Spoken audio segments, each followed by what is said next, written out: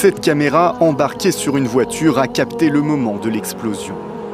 Des colonnes de fumée s'élèvent au-dessus de Belgorod. Les services d'urgence sont à pied d'œuvre pour secourir les victimes et éteindre les véhicules en feu. Samedi, cette ville toute proche de la frontière avec l'Ukraine a été la cible de missiles et de roquettes. Une attaque meurtrière attribuée à Kiev par la Russie, qui promet de riposter.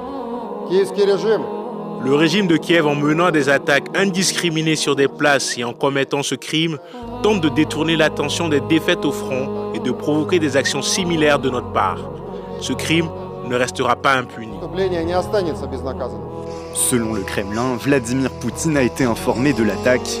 L'Ukraine n'a pas encore réagi aux accusations russes.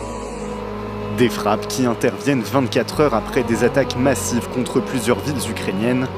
D'après le président Zelensky, plusieurs dizaines de personnes sont mortes dans la journée de vendredi. C'est l'un des pires bilans depuis le début de l'invasion russe de l'Ukraine en février 2022. Dans la capitale Kiev, les habitants ont été surpris par les détonations. Nous nous sommes tous assis. Nous avons entendu des explosions. Nous avons ressenti une petite secousse dans la poitrine. Nous avons immédiatement couru vers le métro. Tout était en ruine.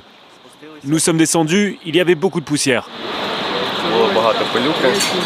Une intensification des combats qui vient clore une année 2023 difficile pour l'Ukraine. Alors que la contre-offensive est en échec dans l'est du pays, l'aide occidentale, elle, commence à s'essouffler.